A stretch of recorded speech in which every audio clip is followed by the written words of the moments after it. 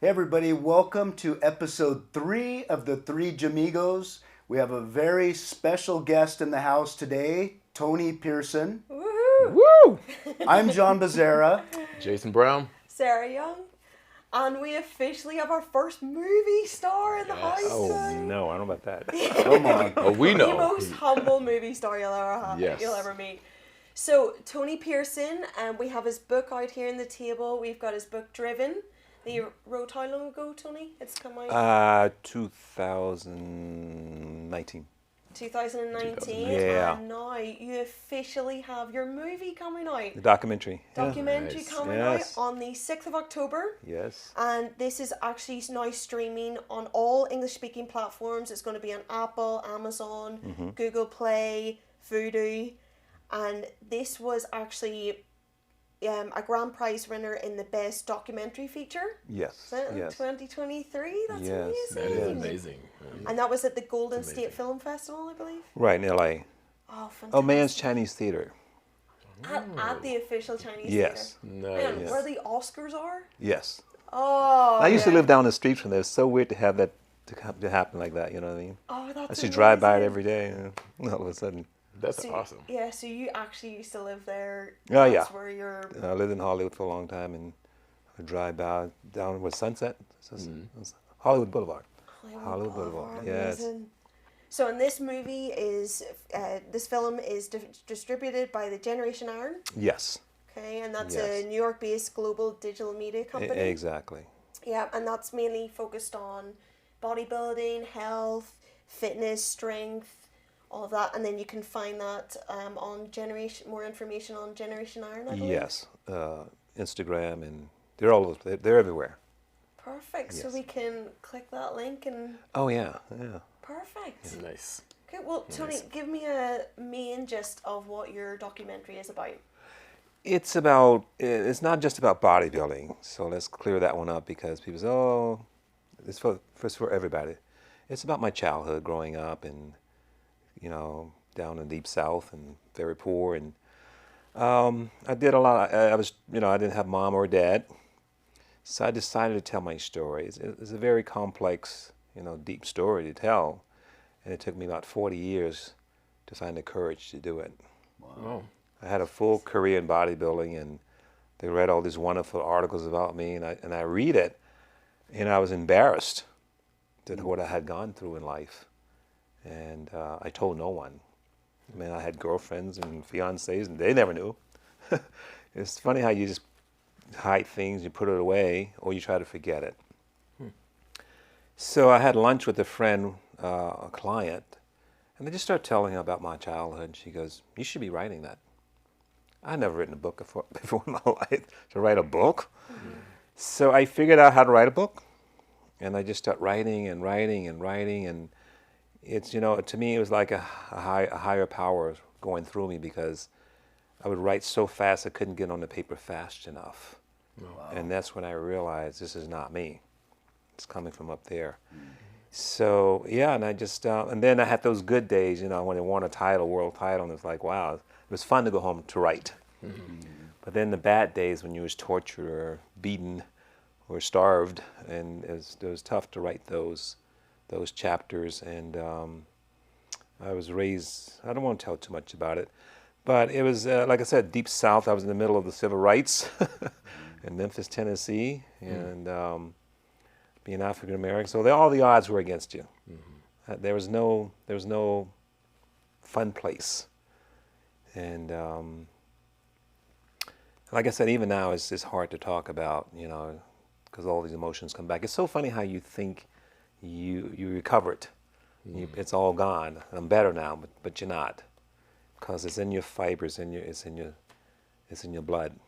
Did you feel, Tony, that writing this book was almost like a form of therapy? Absolutely, yes. Like I said, and the more you think about it, the more things come back to you. So, oh God, I remember that, and then I remember this. I got to write about that. It's so weird, but it was therapeutic for me, and I said maybe I can help someone else too, because a lot of kids are in trouble today. Right. Drugs and alcohol, and all these things they're doing they're trying to escape their pain. You know, they're running from it, don't want to face it.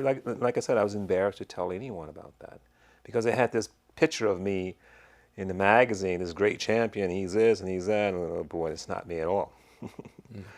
So, Can I ask you, do you feel that you're saying that writing the book was therapeutic, maybe cathartic in a way? Do you feel that bodybuilding was the same thing for you? oh God, yes, it was like I was blessed once again. You know, I lived in St. Louis, in Missouri, and we moved from Memphis to St. Louis, and I joined the wrestling team, and it blew my knee out. So now, what am I going to do now? And the doctor said, why don't you go to the weight room and try to rehab your knee yourself? This is way back in the 70s, back in St. Louis. So I did. I went to my high school weight room, and I would go there every day, and my leg was so tiny that I built it back up, you know. And then I said, what if I did a little biceps? You know, you're a kid, Right. I'm just a kid. So Curls for the girls always, Tony. it was nothing to do with girls. It was all about me at that time. I was trying to recover and trying to come back to life. You're How better than old me. were you at that point? I was 16. So high school. Yeah, 15 to 16 years old. I remember that. And so I kind of started weight training every day. It was an addiction for me. It was fun, you know what I mean? It was like an escape. And then I had other classmates, and we go into the weight room. How much can you lift? And how, you know, the competition starts. Right. But when the 2 or 3 weeks, I start seeing results. You know, and a couple of months later, my wrestling coach said, hey, you want to go to a real gym? I'm going tonight. I said, oh, God, of course I did. But I was enjoying it. I was really having fun. It was a great escape for me. It was amazing to watch your body change. You know what I mean? So I was doing pull-ups and squats, basically. Okay. And I'm going, so when I got to California, I didn't train my arms at all, you know, just slightly. Or I had no chest, and I had no triceps. But I had legs. George gave me the foundation, the base. Your legs is your base. So and the first thing he said, he looked at me at the gym that day. Look at those bird legs. We're going to develop those. He was a fun guy. Wow. Yeah, I feel But- like everyone's been told that before. We've all been told you have Right, legs, exactly. right? So And some of us still have them. it didn't. It didn't faze me. It didn't faze me. It was, you know. So that was such a boost for my ego. And you know, I just took pride in what I was doing, and George seems to be pleased. You know, you don't want to upset him. And then after nine months, I said, George, I've decided to move to California. I'm going to L.A. Goes Gym. Yeah. And George lost it. Uh-oh. Was there something about gold? He that you slammed didn't- on the table. What the hell you think you're going to do out in California? I want to be a professional bodybuilder. So eventually he calmed down because he knew if you're going to be a champion bodybuilder, you had to go to California. You needed to be in Venice, California, Gold's Gym. Yep. You're not going to make it back in St. Louis. No photographers come to St. Louis to photograph you. So I mean, that's why it was called the Mecca. it was the Mecca. Right. You had to go to the Mecca. Yeah. And I had been hearing about California because in the 70s, anyone lived on the East Coast wanted to go to California. It was a dream. You know what I mean? Right. So part of my dream too. You had the Mamas and the Papas on the radio and all these beautiful songs, California Dreaming. Yeah. So you know what I mean? Because you're in the Midwest, there's nothing happening. And I go, I'm going to go and I'm not coming back. I made a decision. So I'm 19 years old now. It's a one-way ticket on a bus, and I'm not coming back. So I got on the right bus at the right time at the right moment. How is that Everything possible? happens for a Right. reason. This is the Then I design. knew this is real. Wow. And where did the bus stop? Beverly Hills. Wow. Rodale Drive, Santa Monica Boulevard. So I get off, looking around. I knew I was in Beverly Hills, though. You can tell this is silly. So I end up down to Muscle Beach, and it was like in heaven, training out in the weight pit and in the hot heat and still squatting. I mean, that's the only thing my coach taught me, so that's all I knew how to do is 10 sets of 10 Wow. in the hot heat. Do you feel intimidated by the other? No, I never did. You know, in those days, it was just a different vibe, a different atmosphere. You felt like everybody. you were in your place. Yeah, the pit was full of guys and occasionally a few girls, not much girls, full of guys all working out as hard as they can. They had the music blasting, Jimi Hendrix and Rolling Stones and the music with the ghetto blasters. And it was just a lot of fun. I had training partners and I was there every day working out. And then I guess I can mention Arnold's name. Am I allowed? Yeah. So one day, this great training session, we killed the legs, and I was just talking to my friends through the fence, and the gate opened. I heard a voice standing behind me, a voice. So I turned around, it was Arnold standing there.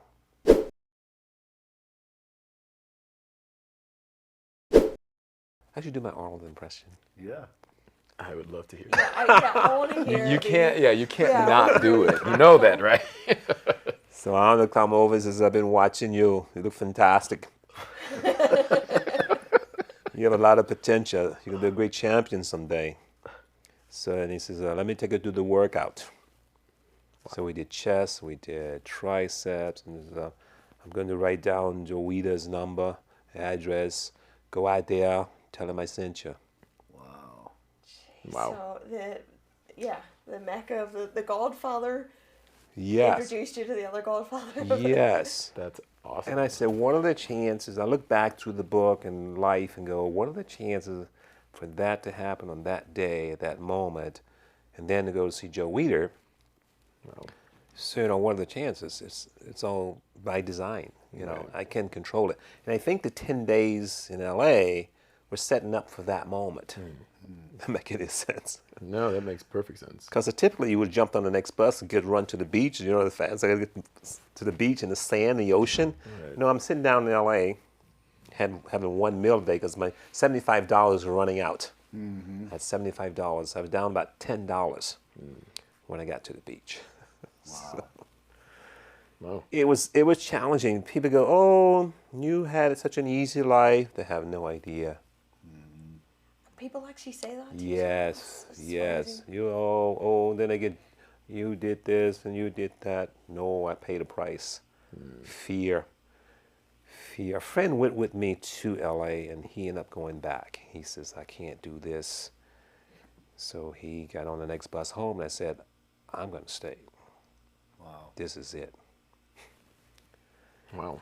So We touched on that, Tony, a little bit ourselves about that's one sentence we can't stand is when people, it's easy for you. Yeah. I I'm get like, that a lot. Yeah, it's They have no idea. right. And then once I did turn pro, and I did all the amateur stuff, what you had to in those days, you had, first off, Mr. Venice Beach.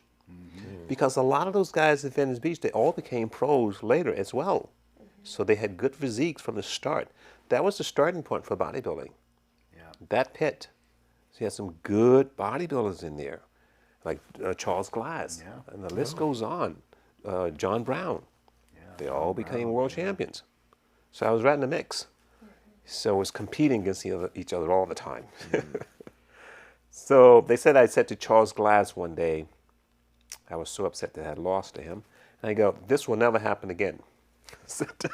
Okay. Once again, I'm a kid. I was 19, boasting. Oh, I was never. So that's where it started. And but you had to win the beach contest in Mr. Los Angeles, which I did, Mr. California, which I did, and the list just goes on one step at a time.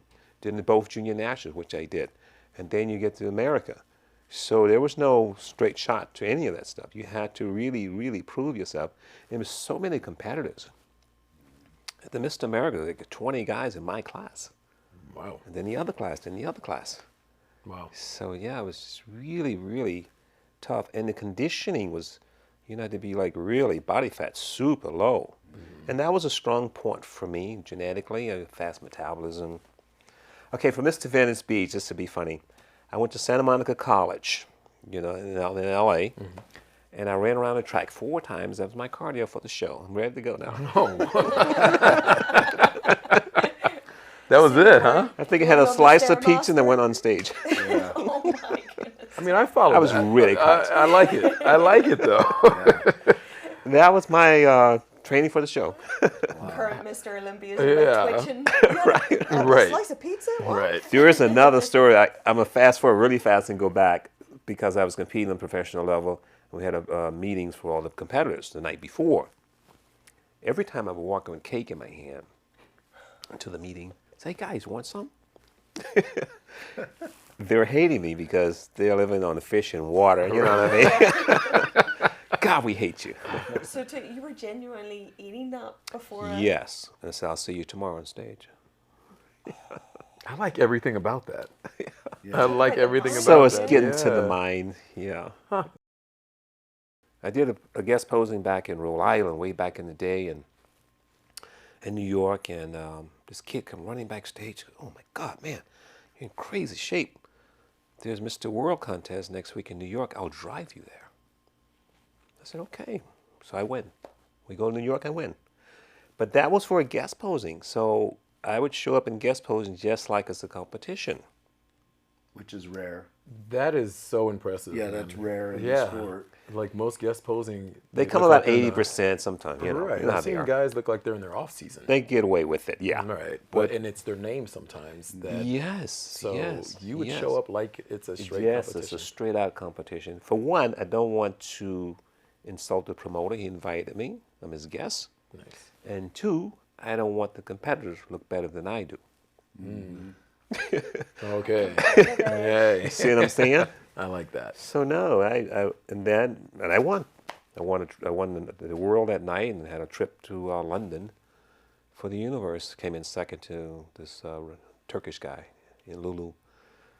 But repeated, went back the next year and I won it. But so no, so it was like there's no off season.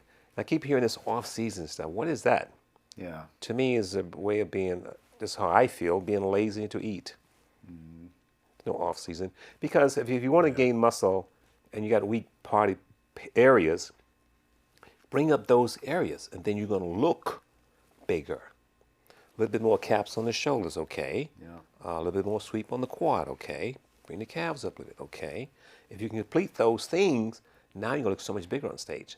So about 6 to 8 pounds of muscle you put on in the right places, you're going to look much bigger. And going on stage is an illusion. Yeah. Because Frank Zane is not really a big guy. No. But on stage, he looks massive. And so I kind of patterned myself after that. So I don't want to be big, just big enough to win. That's all I would say. So I've got a question then, Okay. because I'm glad that you said that. We now are kind of in the world of bodybuilding where it's bigger at all costs, right? Right. The body symmetry is gone, right? It's just, I don't care what your waist looks like. I don't care about any of that. Are you a full-blown monster and can barely get through the door? And your side pose, you've got, this huge gut. Is this something that you look at from the perspective of someone who came up in an era of you need to look like you're chiseled out of stone? Yes. Do you look at the era now and say, like Arnold did, and say, no one wants to look like that? Right. Someone's upcoming into the sport, trying to get into the sport. I don't know if they want to look like that. Because, I respect these guys.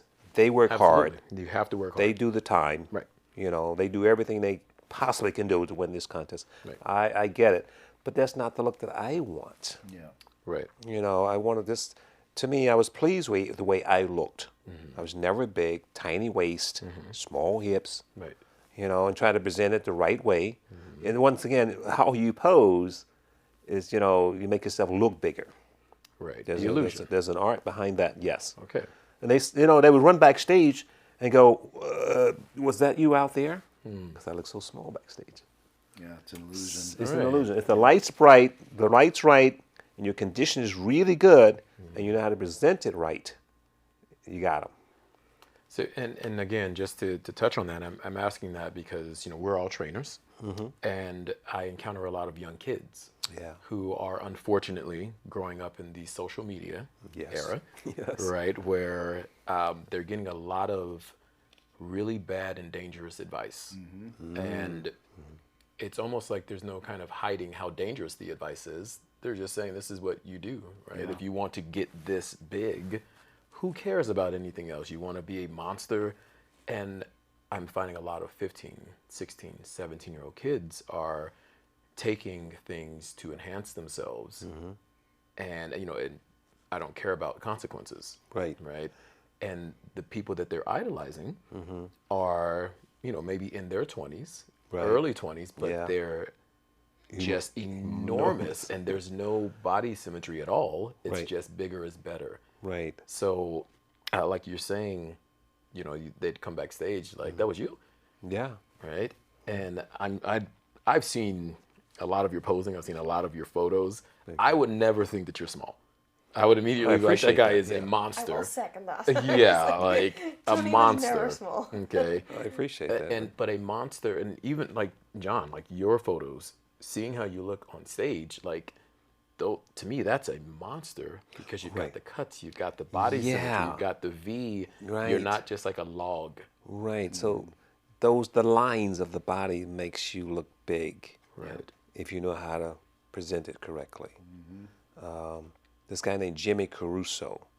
If you look at old pictures of Arnold, you'll see his name at the bottom. He's a great photographer. He had a beautiful gym in Montreal. And one day he said to me, I was visiting up there, he says, I'm going to pose. Let's go pose for 3 hours. So he took me through the routine for 3 hours of posing. And that's where I learned a lot. 3 hours. Position of your knee, your toes, your hips, turn here, do this, do that. And I learned a lot. But then you got to go practice. You practice a lot of posing. Right. Because posing meant a lot in the competition. Right. They score you on that posing. Right. You This can is win true. the contest if you can outpose the other guy. Right. So that was very important. So they kind of took that away now. I agree with But that. you know, when I go to a show, for me, I'm looking for entertainment. I want to be excited. Like when Kai Green comes on the stage, like, Right. wow, Of course. what's he going to do next? Right. What is on he the going to show. do? Yeah. Exactly. Right. He always Exactly. puts Because you're like, what is he going to do next? Right. And I always try to do that. I would rehearse the first two. I practiced so much. The first two poses, it was rehearsed. And then I just ad lib. Okay. But so the audience had no idea what I'm going to do next. And that's what keeps them at the edge of the seat. Right. What he's going to do next? He was also known as the Michael Jackson of bodybuilding. Yeah, so I that's, can see that. Yeah. I appreciate that. So, yeah. Cute picture. Yeah.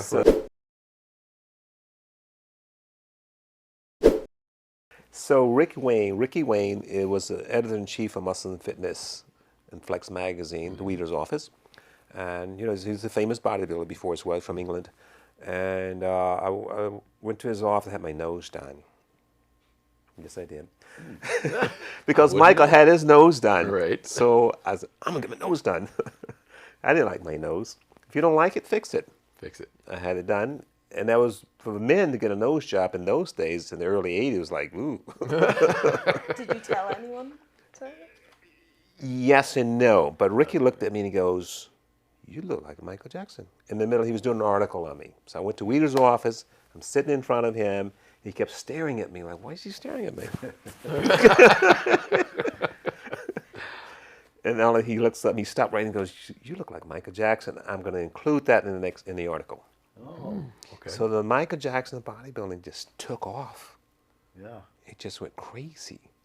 So, I did some guest posing, doing the Michael thing. I mean, I went all out. I had the makeup on, the hat, I had the ponytail. Hey, Oh, yeah. Okay. Okay. I went all out. If you're going to be Michael, be Michael. Yeah.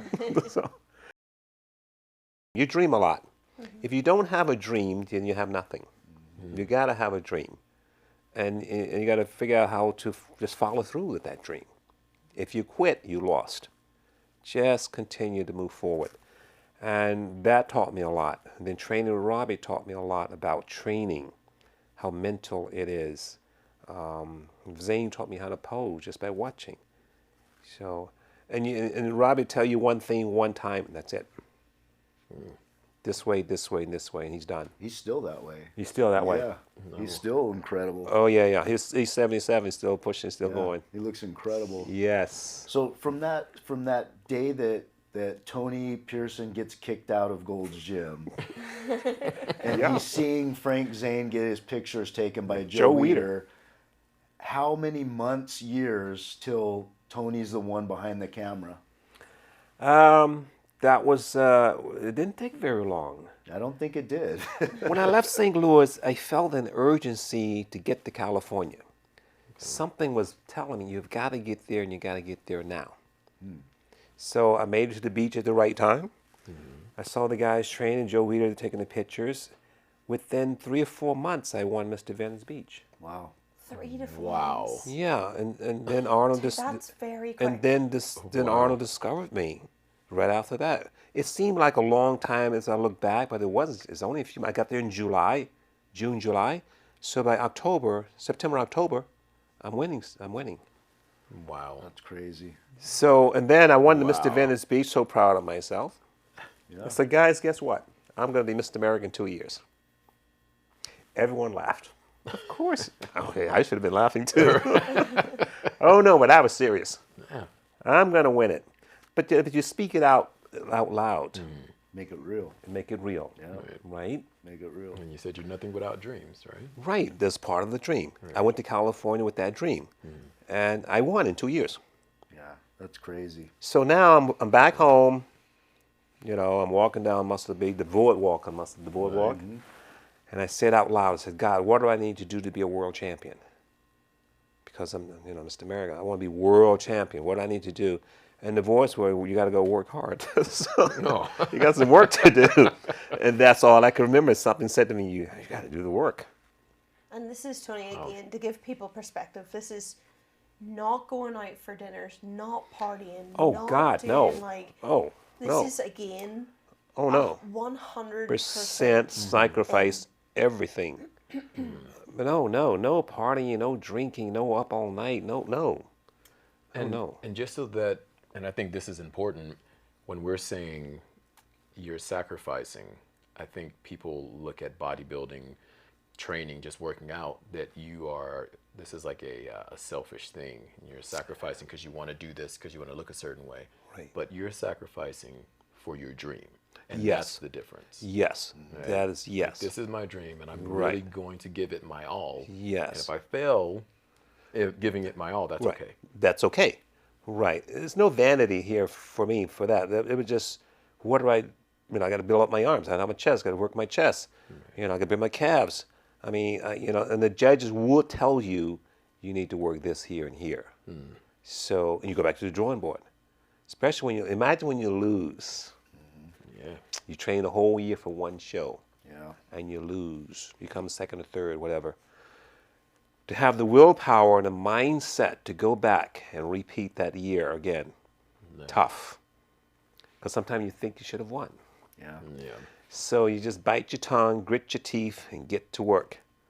And I just kept my mouth shut. I didn't talk. I just worked. But inside, I said, I'll show them. There you go. I'll show But them. for you to win, though, like that, just all that time, effort, sacrifice was so worth it. Yes, absolutely. Yes. So when you did win, it was a great victory. And I lost a lot more than I won. So I know both sides of it. It's tough when you lose. Yeah. It's brutal. What year did you turn pro? When I won the show in New York, the World, in 1979. 79. Yeah. So from 76 to 79, I did all the amateur stuff. Did every amateur show in the state of California. Wow. And then you turn pro. Yeah. So Do you feel that there's a lack of athletes really competing in the amateur ranks now? Because for me, coming from bodybuilding, but the world of fighting, I feel like I had to have a pretty extensive amateur record before you could even talk about oh, absolutely. doing anything pro. Yes. In bodybuilding, I feel like growing up, there was a lot of amateur shows, and you had to do them. You had to do them, and you had to beat the amateurs. Right. Yes, like I said, on Muscle Beach, these guys, Charles Glass and John Brown, the list goes on, they all became champions. Right. They won the universe, all of them. So your competition is from day one. Right. You Mr. Venice Beach meant something because you just beat a bunch of guys. Right, right. And, And you then- still go out there as a guest. I do. Yeah. I've guest posed there many Oh, times. that's awesome. So I go back. It's like going back home Right. and go on stage again. So yeah, Let's talk about the elephant in the room as old school bodybuilders. How hard was it to turn pro back in the day compared to you know. how many people Tony, how many people turned pro back in the day? A year. Oof, a year, one or two. Yeah. That's it. And now hundreds turn pro because there's all these classes. Right. So when you come Right. from our era, Yeah. you had the USA overall, Right. nationals in the weight class. Yes. Yes. And I think the North America sometimes if Right. they had it. Right. Yeah. You could turn pro at that point, but I think it was like only one person turning pro. Yeah. You know, like I said, times have changed. Yeah. You know, we had that. What about the guys in the '60s? What do they have to do Yeah. to turn pro? Right. So it just is signs of the times. So with having said that, because I'm envisioning you walking into that Gold's Gym, and not just the names, right? Just the amount of people in there that were taking it seriously. Right? And now I flash forward to today when I walk into the gym, and it's packed also, but it's packed with people with cell Selfie phones. sticks. Right. Like everyone's got cell phones, and Have you noticed there's how quiet gyms are now? I mean, yeah. even when I first started, I mean, I'm only in my 30s now, you know, young pup. So I like to remind these guys. No, The but- youngster of the crew, right? I'm the oldest in the room. I'm a close second. There you go. Still the best six-pack Distant I know. third. But I even noticed such a vast difference. I've been in the gym industry for 20 years now, and I looked around even earlier today, and no one speaks to each other now. It's a quiet place now. No one speaks to each other in general anymore. That You know? that part is true. I find that weird of like when, you know, there's, yes, when I like to train, I'm like head down and everything, but Yeah. I still like to get the buzz Right. from people. Right, Like, these yeah. guys always laugh at me, you know, when I'm talking on the treadmill. I'm like, no, talk away. Right. I'll go faster. You know, like, I Yeah. like to get feed off the buzz from people. Right. The energy. Yeah, To so pick like, up on the have energy. that. Oh yeah. And Gold's Gym Venice had that energy. Santa Monica Gold's Gym had that energy. You walk through that door, you want to train. Yeah. Even Gold's Gym Venice now, when I go to visit, I walk in. Oh, gee, I got to get to work because you can feel the vibe. It's there. It's there. You know what I mean? like that. I Yeah, like that. it's fun. I wonder, like for all of us, and I've not reached anywhere close to what you have. I admire everything that appreciate it. you've I appreciate it. accomplished. Even John, I haven't reached anywhere near what you've accomplished, or you. Okay. I don't want to always talk about bodybuilding Thank because you. this is just kind of that's a thing that I do. Right. But I'm a whole person. Yes. You know, and I likes have and other things dislikes. going on. Exactly. And kind of with what you're saying, John, and again, not anywhere close to either. I don't just like, I'm not shirtless, you know, just roaming around, and people think that you want that attention. And it's not that I do this for that. I'm doing it for this thing. Right. Right. And Right. now I happen to look a certain way. Right. But I'm not doing it because I want. I want the attention. Right. And that's a big misconception, I think. It really is. I never did it for attention, especially. The only attention I want was when I'm on stage. Yeah. Right. That's the only time I want. I used to go to the restroom and hide. I do guest appearances, especially in Europe and stuff. I go in the restroom, lock the door. Oh wow. Because it's an expo, FIBO, and yeah. over there it is packed. Yeah. 2 levels. Yep. You couldn't get away. I used to stand like for hours signing stuff for 8 hours straight. Yeah. I go in the restroom and hide. Wow. I didn't do it, and I always covered up. I did not do it for the attention off stage. Yeah. I did the same thing. Like I covered up, and when I was competing, I never took my shirt off in the gym. I'd have people that I knew personally that would go to a show and go, "You look like that?" Right. I would just cover in sweat. Right, because you're hiding it. Yes. Yeah. I have a question for all three of you. I've only ever done one amateur prep for 10 week. It was in between the off season of hockey, and I like to always try different things because then I think it's nice to have something to relate. So if people come and ask me, oh, Sarah, you know, what do you feel about competing? I always like to have something that I can kind of relate to. Now, all three of you have competed and competed at very high levels. I'm always interested to see if, like, do you find it's an insecure thing that people do? I remember when I did this one little tiny amateur thing and I got this bikini through, and I was like, Mom, I don't think I've ever been this naked since I was born. I mean, I was like, I'm gonna go on stage in this. This was the most petrifying thing, was to be undressed that much in front of people. So I always wonder if it's seeing so many people in the social media now, and would you say it's an insecurity thing that people, you know, need to show that all the time? Or do you feel more secure in yourself and whenever you were like trying to hide it? Did you feel like whenever you got on stage you were, I'm secure, I'm doing this for myself, I'm doing this? Do you feel like people are getting a little bit of mixed messages sometimes with that? Yeah, I think some people like the attention at the gym, at the mall, wherever they are. And I'm just the opposite. I hear it all the time. He's always hiding. Yeah. I'm in the room with the hood on.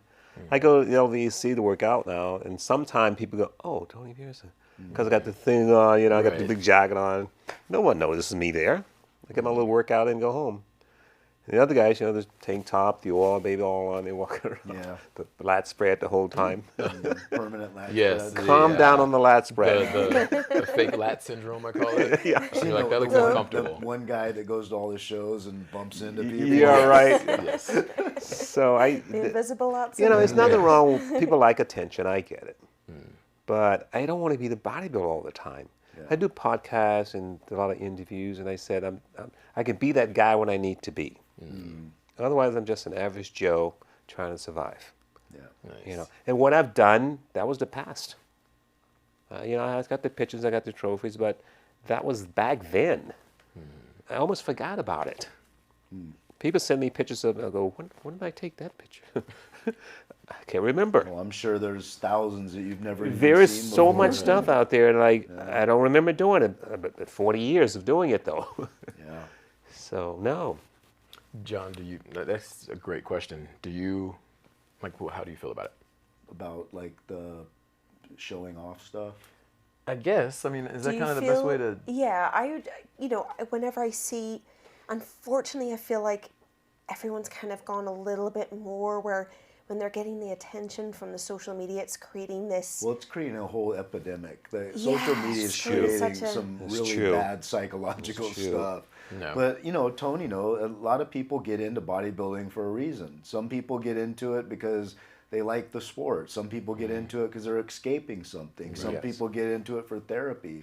So I mean, it depends on the individual going into that. So giving you know? advice for people that are seeing the finished product. I think again, that's why I think it's so important for people to hear of the sacrifice that goes in. Yes. Because again, we have so many phenomenal pictures of you on stage and winning big competitions. But I don't think sometimes you're not doing it for the likes. I want to get people to try and get back to that where it's not for the attention. Enjoy it internally a wee bit as well. Right. I And totally I agree. like to see the bodybuilder that is humble, right? Because there's a lot of people that's gave our sport a bad name over the years. True too. And there's some great people. That is you very know? true. Yes. Tony's very humble. Joey Swole, he's a very big Yeah. social. The guy's very humble. He has a positive message. We need more of that. Yes, I agree. Because people that look at bodybuilding, a lot of people that don't know, they just think we're meatheads, egotistical, and there's some great people. Met some great people in this sport. Yes, true, true. I agree with that too, because the majority of individuals that I know that have competed and gone further, maybe even gone pro, they're not the meathead. The majority of them have degrees. Right. That's Right? it. And you know what I'm Yeah. saying? Yeah, Like yeah. that whole stereotype of all you know is weights. I'm like, well, yeah, because he has a degree that's helping Yeah. him to achieve and he trains people, Right, right? yeah. Maybe he's a sports therapist, Right. Right? Like there's so many different misconceptions with that. I do have a question for you, and I know for myself this was a big thing, and just kind of knowing your story, do you feel like, coming from where you come from, I'm originally from Chicago, Okay. from the projects in Chicago, so very similar to the, and I've told people this before, I felt as if I didn't see a lot of older people of color, because the majority of them were locked away. Okay. Whoa. And growing up not really having like a father figure, I'll Right. say, or just elders that can kind of guide you. When I fell into weights, it was kind of a discipline that I wasn't able to receive from maybe that older individual in a Right. neighborhood of mine. So do you feel like we've asked this question of each other, do you feel like with that, having said that, do you feel like weights, working out, training, not winning, but do you think that that has saved your life? Do you think that it was able to form your life in a way and give you things that you weren't able to get elsewhere, but you were able to find it in training? Yes. Disciplined, self-respect. Yes. Reaching goals, Right. believing in yourself, Right. and never quit. Yeah. So the I key like that. word is never quit. I like that. Keep coming back. Yeah, you know, I had a full 20-year career. And I disappeared for 18. Then I came back. I like that. I went on tour again after 18 years. So for 18 years, what I didn't do, I didn't stop training. Okay. So I didn't lose any muscle, you know what I mean? I was weighed about 220. And I said, I'm going to get in shape again. And I said, all this fat on me, I don't know what the body looks like underneath, Right. but we're going to find out. I got down about 3 or 4% body fat. But it took about 10 months. 3 to 4%. Oh yeah. It took about 8, 9 months to do that though. To the point Facebook was new, and my friend here in town, he sent me the writing on Facebook privately, and he goes, "You have gone too far. Body fat's too low. Get some almond butter and some bread, and you'll be all right." So that's how far I got into it. And then I forgot how to pose. 18 years, I never posed. So it's like riding a bike. All right. Put the music on, took me a couple of times. Okay, I got it back. So yeah. Okay. So yeah, it definitely saved my life. It really gave me a purpose. Something to, to believe in.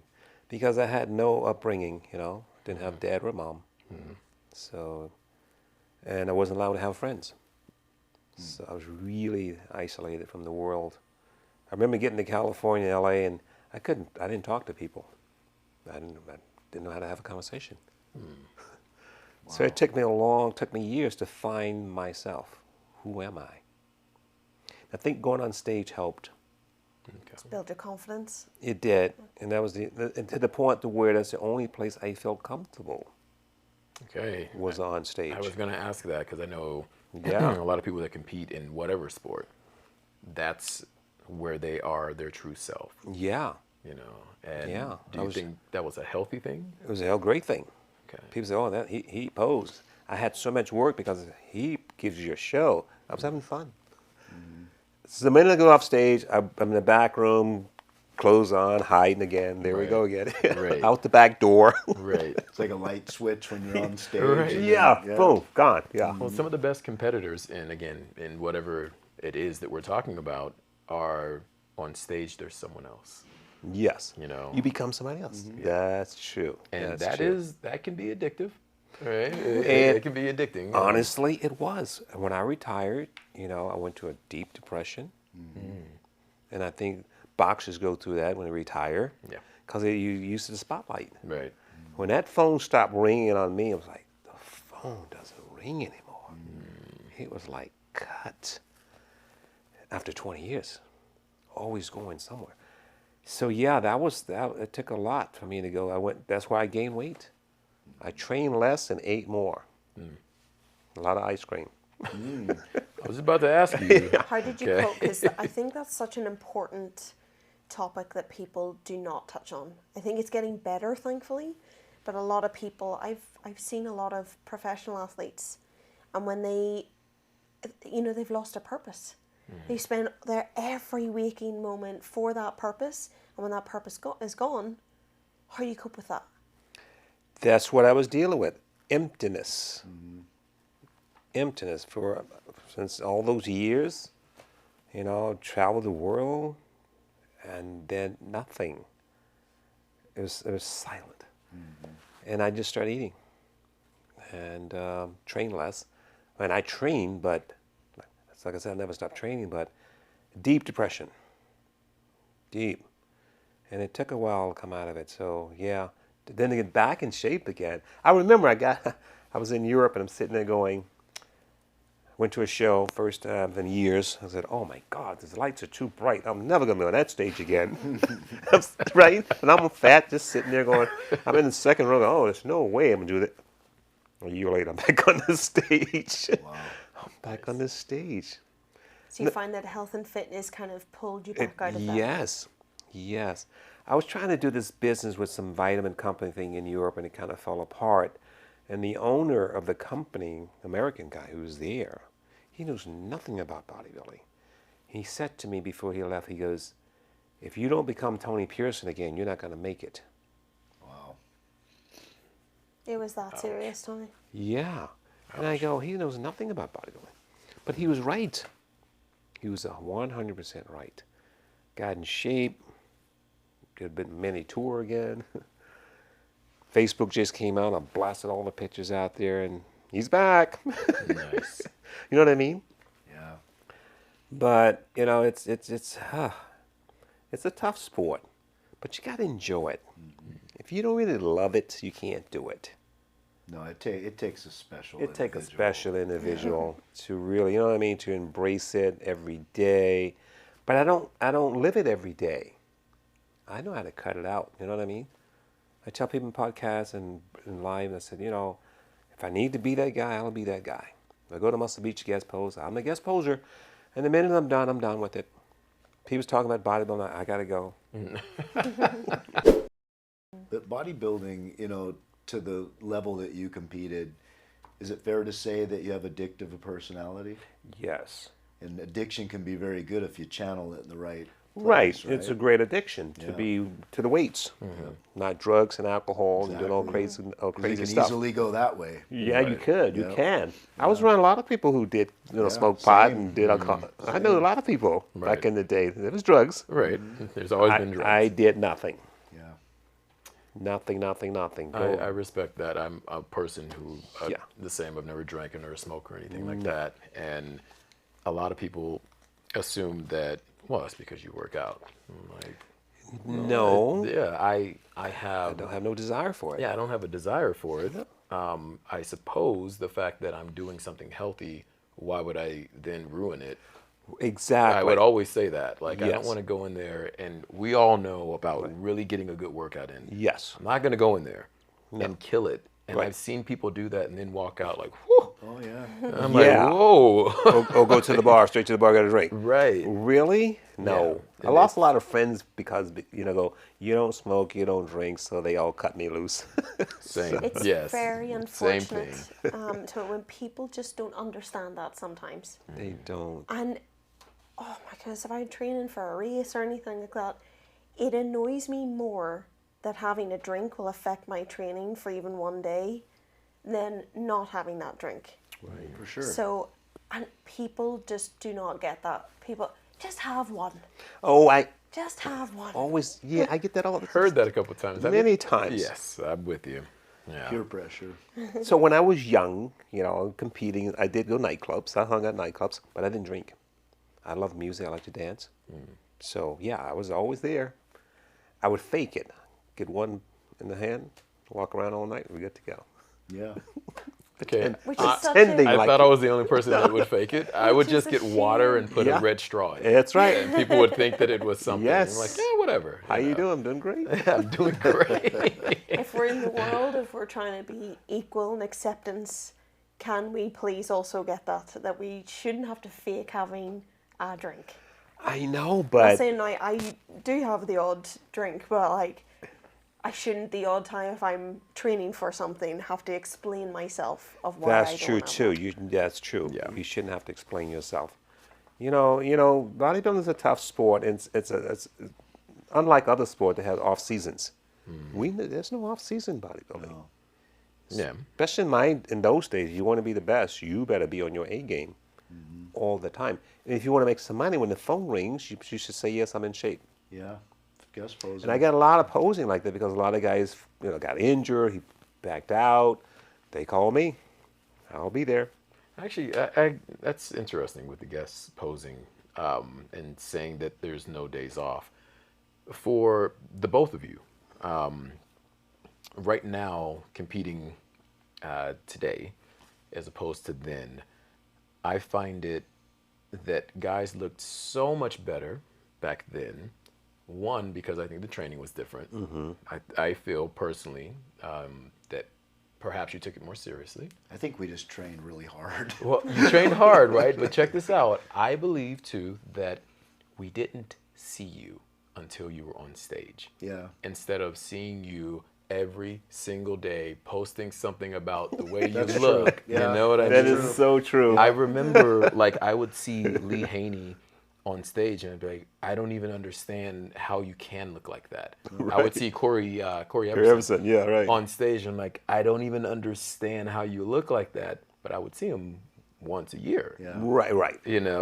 Maybe On stage. on a couple magazines, Yeah. but you would really only see them at their best once. That's right. And that does actually surprise me how a lot of the guys now are just showing everything all the way up. Like They're showing it today. Yeah. You're giving Literally. all 5 weeks before the info Olympia, Yes. they're flexing already. I'm So going to show you my whole routine. there's right no now. surprise. There's zero surprise. I Okay? want, when I come out, I want them to go, and they, Right. is that real? That. Yeah. That was the goal for all of us. Yeah. When Robbie come on stage, this can't be real. Right. The crowd in the 70s was like in the early 80s, it was echoing so loud. I mean, they really were so obsessed with it. Yeah. You know what I mean? In Europe, the same thing. It's Yeah. like, oh my God, how do you get your body like that? Work and starvation. Right. I'm so hungry. Right? You don't understand how hungry I am. I remember City Athletic Club. I was walking out one day and I was going to do the pose on Muscle Beach. So I was really in shape, and I walked out. And I flexed my abs to the guy at the desk. He go, "Holy shit! How do you get them like that?" I go, "Starve." I walk right out the door. Don't eat. I walk right out the door. Starve. You know, the abs are made in the kitchen. It really is. It really is. Man, you It can really train is. the abs all you want, Yes. but if you eat the wrong food, forget it. Yeah. Story I want to bring up because I've talked to Tony a little bit about it before, but I had his posters on my wall, and I started late. You turned pro. How old were you? Early 20s. Like, Oh yeah. So I was 21, a little late. 22. Yeah, so I turned at 28. I'm 56. Okay. And I had his posters up because that was what I wanted to look like. Tiny waist, big back. And you also did something that we have in common too. You did mixed pairs. Yes. And I won mixed pairs in '96 Nationals. Wow. In Dallas, yeah. Really? Yeah. And you were with Carla Carla Dunlap. Dunlap. I yeah. didn't. Twice. Yeah. We didn't win anything. Plain and mine, Now, that's it. explain to everyone what mixed Mixed pairs. pairs. It's a girl and a guy together working together. So you know Lisa Lyon, who just passed away. Yes, she just passed. I saw that. Well, I was the first guy to go on stage to pose with a girl, actually flexing together. Wow. Never been done before. So the owner of Ghost Gym, Ken Spragues, approached me about doing it. And he goes, "Well, you're the current Mr. LA winner. I want you to pose with Lisa." And I said, "No way. Never been done before." And I'm shy anyway, and I don't know how to pose with a girl. What do you mean pose? Right. And he convinced me to do it, and she was an artist. You know, she's very creative. You know, she's spunky, and she said, "This is what we're going to do." She kind of put the routine together. Okay. She hired this guy to blow the saxophone live. And she said, "Cut out the stage light, just give us 2 spotlights." So that's what we did. So this is the Mr. Los Angeles contest in 1979. Wall to wall, cheering their heads off. We come on stage to pose, you couldn't hear a pin drop. Wow, really?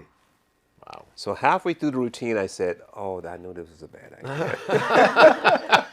But I'm still doing the poses. I'm still flowing with her. So, yeah, she's actually flexing them. She was tough. Lisa was tough. And because she kicked Joe's gym door in one day, she walked in and says, I want a membership. Wow. They gave her a membership. She was like the only real bodybuilder at the gym, female. Wow. 2 weeks later, I come to the gym. They had all the pictures behind the desk on the wall. Yeah. Robin, Zane. Whose picture was up there? Lisa Lima in the middle. Wow.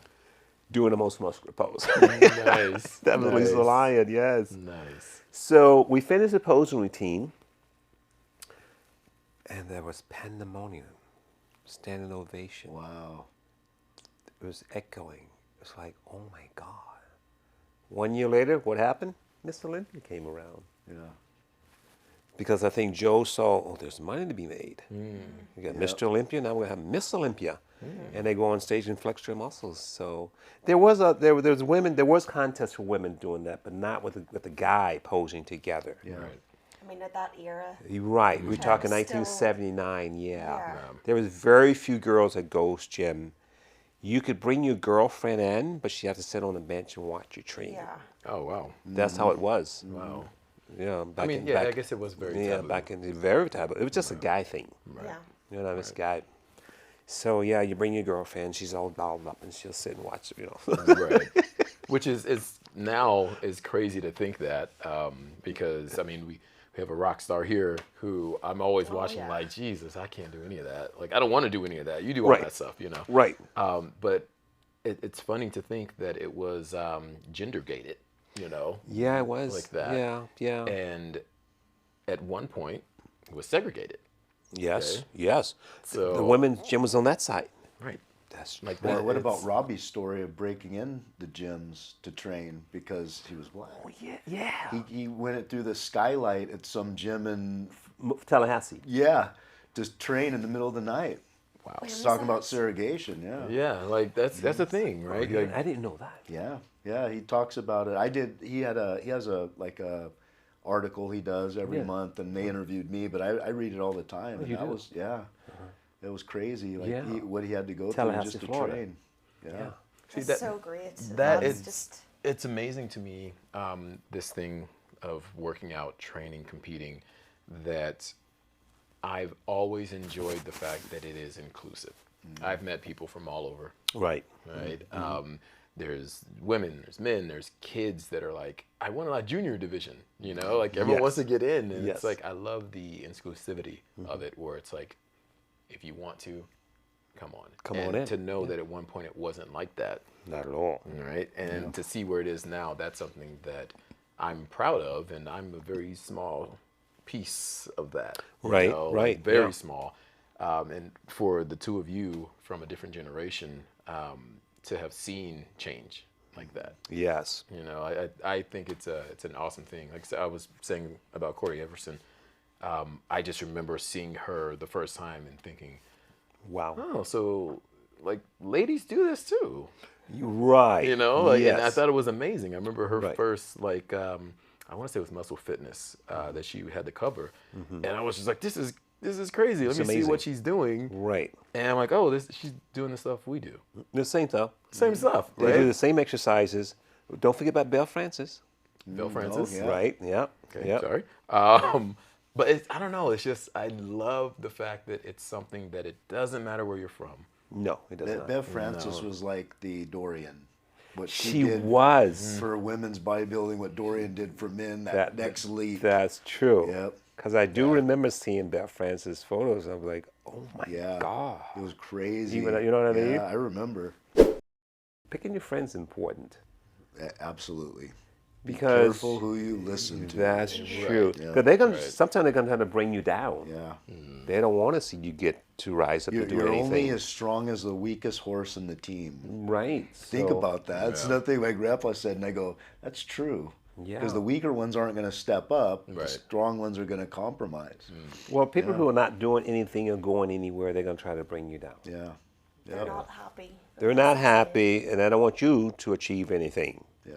So Yeah, I think that's 100% true. Like the saying that always stuck with me is, don't choose friends who want to see you doing good but never better than them. Right. Like, and that's a hard one because That's a tough one. You know, Yeah. that person, he or she is there for you, and you're like, hey, no, like they're cheerleading me on. Yeah, but they once don't- I'm hitting a little extra level here. right, once I start Yeah. hitting this thing, then all of a sudden they're They like, kinda pull away. Yeah. Or why are you doing that? Right. Haven't you outgrown that? Yes. You know, Right, yeah. You can't make a living at that. Right. Those are the people, and especially for any honestly anyone out there, but Yeah. for our youth, you know, like Well, you are it- your friends. You It's, gotta be careful. it's because they can't do it. Right. I was training at a different gym, you know the one, and a certain person came over to me, a very important person came over to 2014, getting ready for a show. He goes, why are you doing this to yourself? You want everything, you know, you got nothing to prove. And I took it offensively. I was like, really? I went home, I was upset. And they go, no. He was talking about himself because he can't do it. That's absolutely right. So he's trying to shut you down. Yep. So yeah, and I said, oh, okay. Yep. Because I would never say it. I would never say that to someone. I always got to encourage people. If you're trying, you got my vote. If you achieve something, I'm shaking your hand. Yeah. Yeah, I'm always pushing. I'm never trying to bring somebody down. I don't get that part. Right. You should be lifting people up. I agree. And I mean, he could we be- need more of that. Yeah. He could be committing crimes and doing all kind of crazy drugs, or he's trying to do something real positive. Yeah. Right. Yep. But you don't want him to achieve anything. Yeah. And a lot of times it's because you don't get it. I noticed that. Like, I don't get what you're doing, so I don't like it. That's true too. You know. Well, no one understood bodybuilding. No. No one understands it now. They you still, know? still don't. I mean, the average person don't know what bodybuilding is. You know, I think today we talked about what it's like to be a professional bodybuilder, what it takes, how you should look, all the sacrifices you should make, you're gonna have to make. You know, and people go, no, I want to have a normal life. Yeah. I want to have fun in life. Right. You're not fun. The general population that know nothing about bodybuilding think that you genetically already look like that and you just take drugs. And there's nothing else to it. Oh my God, he Wow. said that, and, Yes. and I was told that a couple of weeks ago. You look the way you look because you took all those drugs. Yeah. To my face. And I go, he has no idea The arrogance of it.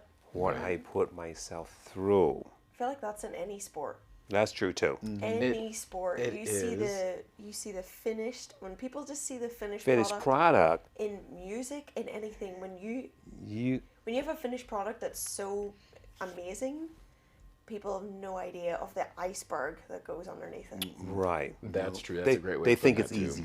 Yeah. And Right, I'm yeah. gonna go out on a limb and assume that you've heard this one because I've heard it my entire life. Well, you know, black people, you just genetics. Yes, we're just genetically gifted. It's all genetics.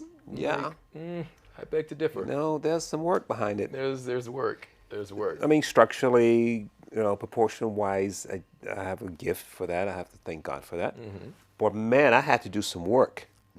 Everyone does. I crippled myself. I'm telling you, it's a thing, and I knew that you have heard this. Oh, It's God, like, yes. you know, black people. You So you know, look. They got It's natural like- genetics, and you know, just walk on stage. And, Right. I'm like, oh, well, the only thing I thought I didn't have to do was tan, and I was wrong about that. True. I was wrong about that. I still, I used to sunbed to even out my complexion. Yeah. I did. I'm Yeah, getting because sprayed. You're And getting- I'm like, you're getting sprayed, yeah, I'm like, yeah. what is this? What's going on? Oh, I thought I could just walk on. I guess everyone's wrong. no, yeah, I tanned. I remember tanning to even out the complexion. Yeah. So the guy just said to me, because you took all those drugs, and I just looked at him like, It's that easy. you know, once you read that, you will see the trouble I was in. You read that part. You know, it took everything I had. If you don't give everything that you have at the end, you didn't give all your all, which means you're going to be partially crippled. You're going to have major injuries. You're going to be in pain for the rest of your life because you gave every ounce of you to that, for that title, in that title. It didn't come easy. Then you have your name written on the trophy. Mr. Pearson, come back and pick up the trophy. That's right. You earned it. You earned it. And drugs don't get you there. Because if I took tons of drug, I'd probably be dead by now. I wouldn't see 66. That part is very true. So that means I had to do the work. The last show I did, it was drug-free. A major company came in and made sure I was drug-free, and I was drug-free. That means I had to do the 17 weeks mentally on my own. Nice. There was no, I didn't want to take anything. I go, why would I want to take something, risk my health for a trophy? Yeah. Yes, I wanted the title. That's nice to have on the resume. But there was no money coming with it. Because everybody knows how much bodybuilders make. Right. Unfortunately. Right? So, why risk my health? Even when I was competing at that level, I took very, very little. I was afraid of it. Yeah, same. And I knew one day I'm going to retire. And they're going to forget all about me, which they did. So I took the smallest amount. I just did the work. Trained twice a day, every day, 20 years, and that's it. When I came back, same thing. I don't need the drugs. And when I did take that small amount, I said I'm going to handle the same amount of weights on or off. You know what I mean? It's not going to slip on It's the not off going to slip, cycle. no. Yep. And to me, it was just in those days, it was just give you just a little 10% edge, just a little boost. You still, and I was told when you do take some of this stuff, that's when you train the hardest. That's when you kill yourself every day at the gym. Because when you come off, you start to lose some size, but you maintain some of it. Yeah. Because you train so hard. So Tony, you would say, don't judge a book by its cover. Read it first and then come back to you. Yes, please. Do not judge the book by the cover. Yes, people always judging. Yeah, that you're so right about that. People done some amazing things. You wouldn't even know it from the outside. So 6th of October, guys, movies out, Amazon Prime, all the English-speaking streaming networks. October 6th. October 6th. Yeah, Yes. I'm going to be making sure that I watch the very first taping of that, and it's by the same name as the book, Driven. Driven, Correct. yes. The Tony Pearson story. Oh, yeah, can't wait, man. Okay. Yeah, My thank book you. is on Amazon too. Yeah. Amazon. Yeah. Worth a read. Thank you. Yes. Not- I was gonna say it's worth a read. Thank you. It hits home, I think, for people who think that it wouldn't. It's Right. not a bodybuilding book. I will attest to that. It's a Thank very you. inspirational story. I've been Very motivational. screaming out. It's not about bodybuilding. It's about real life, Yes. real struggle, and if you fight hard enough, you'll make it. You'll survive it. Everybody needs to watch this because I did read the book, and yeah, there's a message there for everybody. So Yes. thank you for that. Thank you. Thank you for inspiring me as a bodybuilder. Thank you. And I appreciate you. Yes, inspiring me as well, and finally meeting you. Thank Okay, you. like that's a big thing for me. I So, appreciate it. and I don't give praise very often.